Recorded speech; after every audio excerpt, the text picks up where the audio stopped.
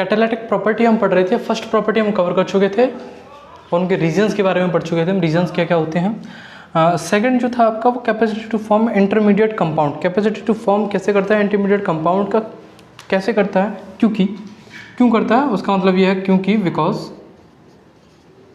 Of multiple oxidation state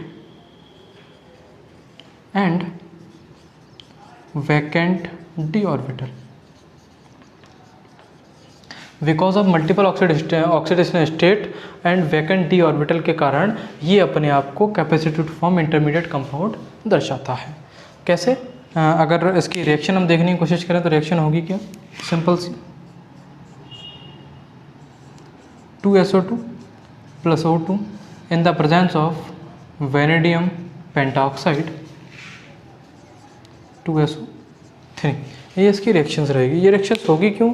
क्योंकि here V2O5 जो होगा आपका, here V2O5, here V2O5 provides, V2O5 हमें क्या प्रोवाइड्स करा था, here V2O5 provides a new path with decrease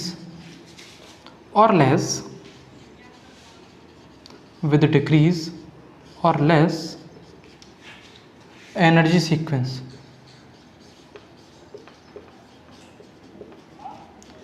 इसकी रिएक्शन क्या रहेगी, यानी कि जो V2O5 होगा प्रोवाइड्स करेगा नए पाथ और डिक्रीज या लेस एनर्जी ऑफ सीक्वेंस को दर्शाएगा,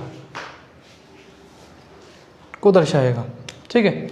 नेक्स्ट जो रहेगा आपका वो रिएक्शन इसमें क्या रहेगी, 2SO2 प्लस V2O5, यानी V2O5 की प्रेजेंस में जब इसकी रिएक्शन हम करा देंगे तो हमें मिलेगा क्या, V2O4 प्लस 2SO3, ये क्या होगी आपकी, उड़ जाएगी यानी रिलीज हो जाएगी। एक और रिएक्शन यानी V2O5 कैसे यूज़ हो रहा है, V2O5 as a catalyst use हो रहा है, V2O5 as a catalyst use हो रहा है। एक और रिएक्शन देखने की कोशिश करें तो शायद ये वाला पोर्शन आपको दिखाई दे रहा हो, ये दिखाई दे रहा है पोर्शन, 2V2O4 की रिएक्शन अगर ऑक्सीजन के साथ करा दी जाए तब हमें वापस से क्या मिल जाएगा, 2V2O5 हमें मिल जाएगा। नेक्स्ट की बात करें, नेक्स्ट जो होगा वो होगा क्या, नेक्स्ट केमिकल या कह सकते हैं आप सरफेस केमिस्ट्री से रिलेटेड जो टॉपिक है, पहला टॉपिक एडजॉर्प्शन, उसके बारे में पढ़ेंगे।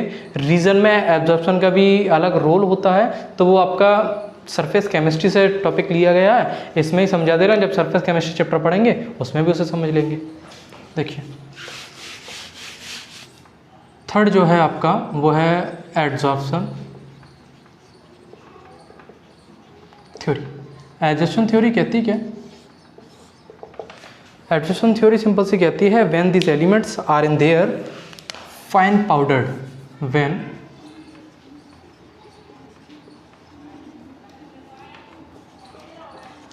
these elements are in their fine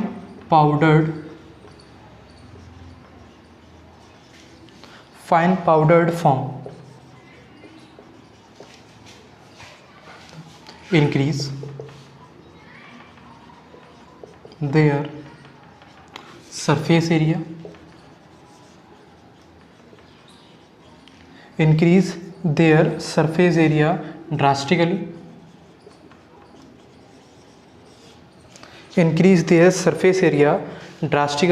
and due to multiple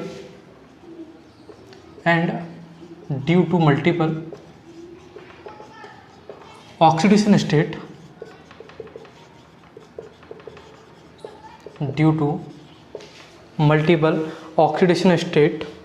and high charge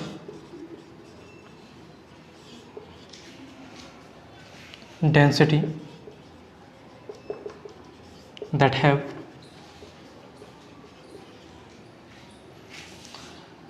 capacity to absorb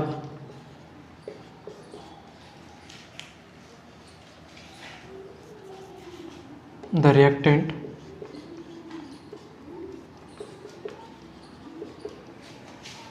to their surface.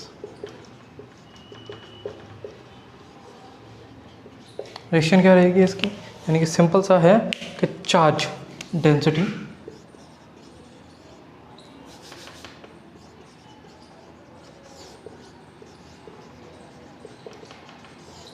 Equal to charge size. अब ये स्टेटमेंट कहती क्या है, एब्जॉर्प्शन थ्योरी कहती क्या है? एब्जॉर्प्शन थ्योरी सिंपल सी ये कहती है कि व्हेन दिस एलिमेंट्स, इन एलिमेंट्स का, यानी किन्हीं एलिमेंट्स का, जब किन्हीं एलिमेंट्स का are in their fine powdered form, उनका फाइन पाउडर्ड फॉर्म बना लिया जाता है या प्रिपेयर कर लिया जाता है, तो इनकी देयर सरफेस एरिया, अपने सरफेस एरिया में क्या होती है, वो इंक्रीज हो जाती है, बढ़ जाते हैं drastically, and due to multiple oxidation state, अगर मल्टीपली ऑक्सीडेशन स्टेट रहेगा तब, एंड हाई चार्ज डेंसिटी, और हाई चार्ज डेंसिटी रहेगी तब, that have capacity to absorb the reactant to their surface, जो कैपेसिटी होगी उसकी एलिमेंट की, वो एब्जॉर्ब करके रिएक्टेंट के द्वारा कहाँ पहुँच जाएगी, उसके सरफेस पर पहुँच जाएगी, जिसके कारण क्या होगी, उसकी हाई चार्ज डेंसिटी इंक्रीज होने लग जाएगी। यानी कि चार्ज डेंसिटी हमेशा बराबर रहती है चार्ज साइज के बराबर, चार्ज डेंसिटी होगी वो हमेशा बराबर रहेगी चार्ज साइज के। नेक्स्ट देखिए, नेक्स्ट जो फोर्थ है इसमें वो क्या है, पेज पलट है।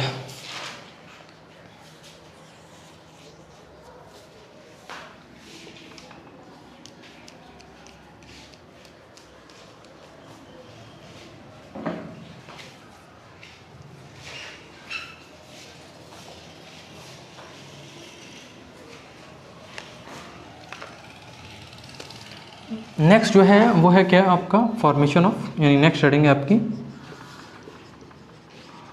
Formation of interstitial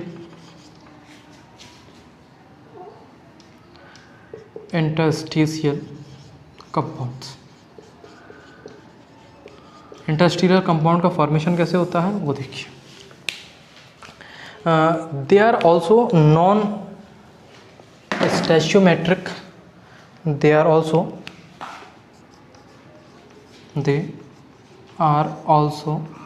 non stoichiometric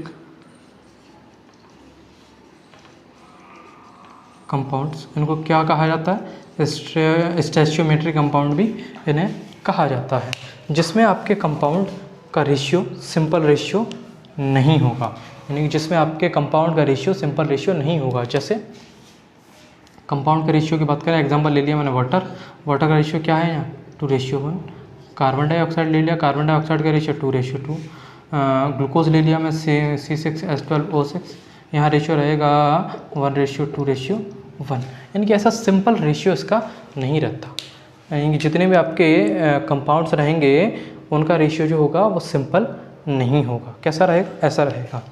they are not formed through any chemical, ये किसी भी केमिकल प्रोसेस के नहीं थ्रू बना सकते। They are not formed through any chemical bond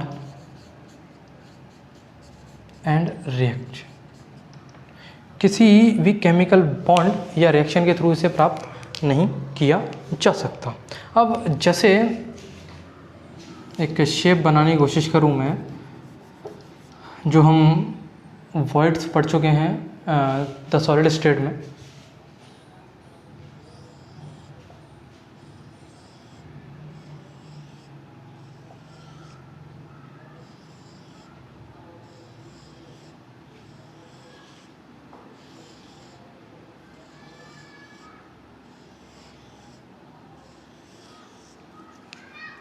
voids क्या कहते हैं, वॉइड्स जो होते हैं यानी कि इनके बीच में खाली स्पेस जो बचा हुआ, खाली स्पेस ये है, इनको कहा जाता है voids. Voids are trapped with, voids जो होते हैं वो ट्रैप्ड रहते हैं, कवर रहते हैं किससे, very small atoms like hydrogen, boron, carbon, nitrogen. किससे भरे रहते हैं? हाइड्रोजन से, बोरोन से, कार्बन से, नाइट्रोजन से। यानी कि इनके बीच में जो होगा, जैसे यहाँ हाइड्रोजन आ गया, बोरोन भी आ सकता है, कार्बन भी आ सकता है, नाइट्रोजन, इनके बीच में जो स्पेस रहेगा, छोटा छोटा स्पेस, उसे कौन कवर करके रखेगा? उन्हें करके रखेंगे बहुत सारे स्मॉल एटम्स। कौन कौन से? हाइड्रोजन के एटम्स हो सकते हैं, बोरोन के हो सकते हैं, कार्बन के हो सकते हैं, नाइट्रोजन के हो सकते हैं। नेक्स्ट जो हेडिंग है इसमें, लास्ट हेडिंग, वो है अलॉय फॉर्मेशन, यानी कि अलॉय बनते कैसे कैसे हैं वो देख लीजिए। नेक्स्ट जो हेडिंग है आपकी वो है अलॉय फॉर्मेशन। अलॉय बनते कैसे हैं? अलॉय की बात कर रहे हैं तो अलॉय जो होते हैं मिक्सचर ऑफ मेटल्स होते हैं, और metals and non metals. Mixture of metals भी हो सकते हैं और मेटल्स और नॉन मेटल्स के मिक्सचर भी हो सकते हैं। एक अलॉय फॉर्मेशन की बात करें तो एक अनदर एग्जांपल जो जानते हैं आप, अमलगम। अमलगम क्या होता है? मिक्सचर ऑफ मेटल्स और metals and non metals with किसके साथ? यानी कि अमलगम जो होगा वो मिक्सचर होगा मेटल्स का या मेटल्स एंड नॉन मेटल्स का होगा, किसके साथ? Hg के साथ, यानी मरकरी के साथ। Alloys can only be formed, alloys जो फॉर्म्ड किए जाएंगे with those metals which have atomic ranging between, यानी कि अलॉयज जो सिर्फ और सिर्फ केवल और केवल फॉर्म किए जाएंगे, वो किए जाएंगे उन एलिमेंट्स में जिनका एटॉमिक रेंजिंग 15% के बिटवीन होगा दोनों के, यानी कि एक दूसरे से कितना होगा? 15% बिटवीन होगा। एग्जाम्पल के लिए ये समझ लिया हमने कि M1 ये रहा, M2 ये रहा, M1 ये रहा, M1 ये रहा, M1 ये रहा, यानी कि एक M1 के मॉलिक्यूल एक ये रहा, एक ये रहा, एक ये रहा, एक ये रहा, एक ये रहा और एक ये दे रखा। इनके बीच में कुछ और मेटल्स दे रखे हैं, M2 M2, M3 M3 M3, M2 M2, यानी कि सिंपल सा है, अगर मैं M1 को 100 मानूँ तो दूसरे से हमें कितनी रेंजिंग होनी चाहिए उन दोनों के बीच में? 15% की। 15% की रेंजिंग होगी, टोटल 100% रहता है, 15% निकालने की कोशिश करें तो कितना? या तो उससे बढ़कर 15% आ सकता है, यानी 115 हो सकता है, 115 हो सकता है, या उससे 100 से 15% कम, यानी 85 तक इसकी डिस्टेंस जा सकती है, उसकी रेंजिंग जा सकती है। इसकी बात करें नेक्स्ट की, due to almost similar atomic radius के कारण या सिमिलर एटॉमिक रेडियस के कारण these metals can possess almost similar properties. Atomic radius similar होने के कारण ये अपनी प्रॉपर्टीज भी कैसी देते हैं? सिमिलर देते हैं। नेक्स्ट जो पॉइंट रहता है इसमें हाई मेल्टिंग पॉइंट। इनका कैसा मेल्टिंग पॉइंट रहता है? हाई मेल्टिंग पॉइंट रहता है। कैसे होते हैं ये? मच हार्डर, बहुत ज़्यादा कठोर होते हैं और कोरोजन फ्री होते हैं, इन पर कोरोजन नहीं लगता। जैसे एग्जांपल के लिए ले लिया मैंने स्टेनलेस स्टील में जैसे क्रोमियम हो गया, मैग्नीशियम हो गया, टंगस्टन हो गया, वेनेडियम होगा, आयरन हो गया, इनको इस्तेमाल किया जाता है आपका कोरोजन फ्री स्टेट में। इनके स्टेनलेस स्टील में क्या क्या प्रेजेंट रहते हैं वो ये दे रखा है आपका, ये प्रेजेंट रहते हैं। जो आपका टॉपिक था, यानी कि ये तो अलॉय फॉर्मेशन, इससे पहले ये 4th पार्ट था इसका। अलॉय फॉर्मेशन की अगर हम बात कर चुके थे, यानी कि हम पढ़ रहे थे कैटालिटिक प्रॉपर्टीज़ के बारे में। कैटालिटिक प्रॉपर्टी अलॉय फॉर्मेशन पर हो जाती है आपकी फिनिश। ओके, ये पार्ट अगर आपको अच्छा लगा हो, क्योंकि इससे प्रीवियस पार्ट्स आपको प्रीवियस वीडियोस में दे रखे हैं, उनके लिंक्स आई बटन या डिस्क्रिप्शन आपको मिल जाते हैं। पिछले पार्ट्स का भी आपको वीडियो लिंक या तो डिस्क्रिप्शन में मिल जाएगा या आपको आई बटन में मिल जाएगा। जाकर आप प्रीवियस पार्ट देखिए, इस पार्ट को देखिए और ज़्यादा से ज़्यादा कमेंट करिए, ज़्यादा से ज़्यादा लाइक करिए, और अगर हमारे चैनल पर नए हो तो उसे सब्सक्राइब ज़रूर करिए। Thank you.